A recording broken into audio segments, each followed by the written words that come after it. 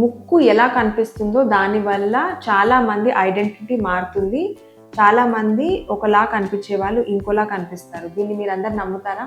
నేను doctor Monica Keta, dermatologist, founder and chief at Aarna dermatology and aesthetics, Jubilee Hills, Hyderabad.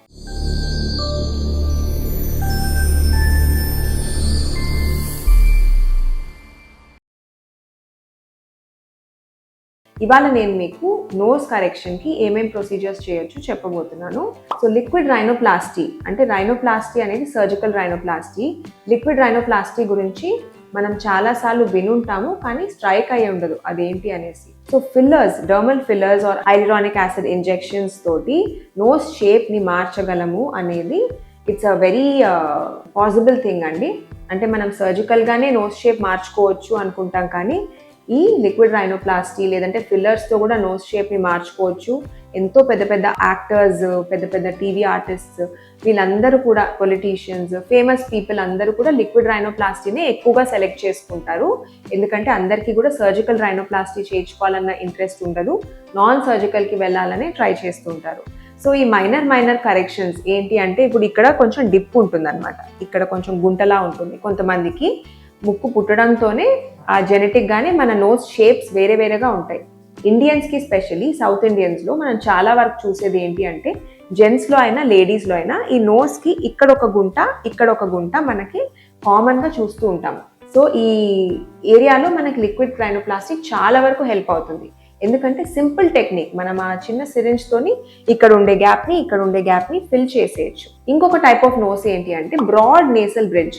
అంటే ఇక్కడ నుంచి కూడా ఇక్కడ వరకు చాలా బ్రాడ్గా ఉంటుంది అనమాట, అంటే ఇక్కడ వెడల్పుగా ఉంటుంది. ఈ ఏరియా వెడల్పుగా ఉన్నప్పుడు నోస్ లావుగా కనిపిస్తూ ఉంటుంది. చాలా మందిలో ఈ ఏరియాని నారో చేయడానికి కూడా మనం లిక్విడ్ రైనోప్లాస్టీ చేస్తామన్నమాట.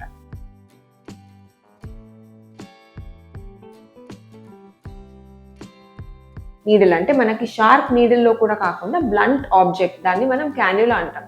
క్యాన్యులాతో మనం ఫిల్లర్ ఇక్కడ చేసినప్పుడు ఈ బ్రాడ్గా ఉన్న బ్రిడ్జ్ నారోగా కనిపించి ముక్కు అందంగా కనిపిస్తుంటుంది. సో ఇది రెండోది కామన్ ఏరియా మనం లిక్విడ్ రైనోప్లాస్టీ చేసేది.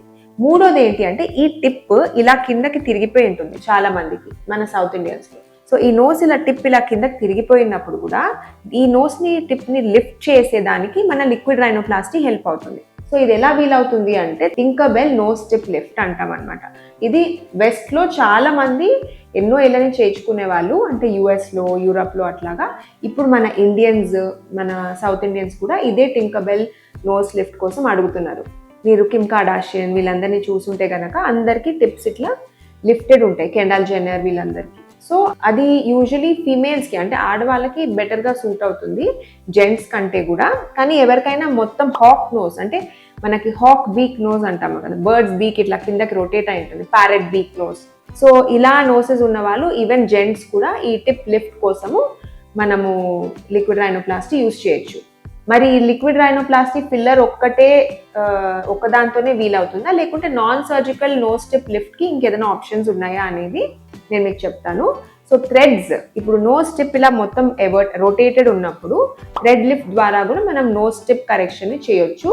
చాలా వరకు లిక్విడ్ రైనోప్లాస్టీతో పని అయిపోతుంది. కొన్నిసార్లు మనం కంబైన్డ్ టెక్నాలజీస్ అంటే థ్రెడ్ అండ్ ఫిల్లర్ కూడా యూజ్ చేయాల్సి వస్తుంది. సో ఇలాంటి పేషెంట్స్ కొంచెం మనము ఫస్ట్ ఒక ట్రీట్మెంట్ చేసి తర్వాత కొన్ని వారాల తర్వాత ఫాలోఅప్కి పిలిచి అప్పుడు ఇంకొక ట్రీట్మెంట్ యాడ్ చేయడం అనేది జరుగుతుంది. మరి ఈ ప్రొసీజర్ ఎవరి దగ్గరైనా ఎక్కడైనా చేయించుకోవచ్చా? నో. సో ఇది మనము only experience dermatologist and plastic surgeons దగ్గరే చేయించుకోవాలి. బికాజ్ ఈ నోస్ అనేది చాలా సెన్సిటివ్ పార్ట్. ఇక్కడ మనకుండే బ్లడ్ వెజల్స్ వల్ల మనం చాలా ఎక్స్పీరియన్స్ ఇంజెక్టర్స్ దగ్గరనే ఈ ప్రొసీజర్ చేసుకోవాలి. లేదు అంటే ఈ ఏరియాలో ఉన్న బ్లడ్ వెజల్స్లో కనుక ఆ ఫిల్లర్ ల్యాండ్ అవుతే అప్పుడు ఈవెన్ టెంపరరీ మనకి ఐసైట్ ఇష్యూ కూడా రావచ్చు. కాబట్టి సెలెక్టివ్గా మేము చూస్ చేసుకోవడం కూడా అలాంటి పేషెంట్స్ని చూస్ చేసుకుంటాము. ముందుగానే ఏదైతే టెస్ట్ చేయించాలో అవన్నీ చేసి తర్వాతనే ఫిల్లర్స్ అనేవి ఇంజెక్ట్ చేయాలా వద్దా అనేది సెలెక్ట్ చేసుకుంటాము. సెకండ్ థింగ్, ఈ లిక్విడ్ రైనోప్లాస్టీ వల్ల మనకి బ్రీతింగ్ రిలేటెడ్ అంటే deviated nasal septum related issue solve అవ్వవు.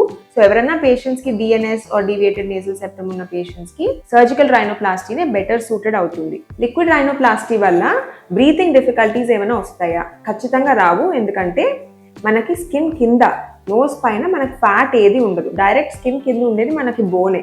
సో మనకి స్కిన్కి బోన్కి మధ్యలో ఇంజెక్ట్ చేస్తాం కాబట్టి మన ఎయిర్వే ప్యాసేజ్లోకి ఫిల్లర్ వెళ్ళే ఛాన్సెస్ ఉండవు.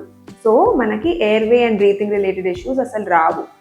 అండ్ ఈ లిక్విడ్ రైనోప్లాస్టీలో మనం వాడే ఫిల్లర్ ఎన్ని రోజులు మనకి డ్యూరబిలిటీ ఉంటుంది అంటే ఖచ్చితంగా 18 to 24 months డ్యూరబిలిటీ ఉంటుంది. ఆ తర్వాత కూడా కొద్దిగా అది డిగ్రేడ్ అవుతూ వెళ్తుంది. మన బాడీ మెటబాలిజం వల్ల అది ఎగ్జిట్ అయిపోతూ ఉంటుంది. సో ఒకటేసారి మొత్తం ఫిల్లర్ వెళ్ళిపోదు కాబట్టి ఎన్నో ఏళ్ళ తర్వాత మీకు ముందు ఏదైతే కారణం కోసం మనం చేసామో ప్రొసీజర్ అవి బయటపడడం నెమ్మదిగా స్టార్ట్ అవుతుంది. అప్పుడు మనకి నచ్చితే మనం రివిజన్ లిక్విడ్ రైనోప్లాస్టీ మళ్ళీ చేసుకోవచ్చు. సో మీకు ఇంకేదైనా క్వశ్చన్స్ ఉంటే ఈ ప్రొసీజర్కి సంబంధించి కింద కామెంట్ సెక్షన్లో డ్రాప్ చేయండి, నేను వాటికి ఆన్సర్స్ పెడతాను.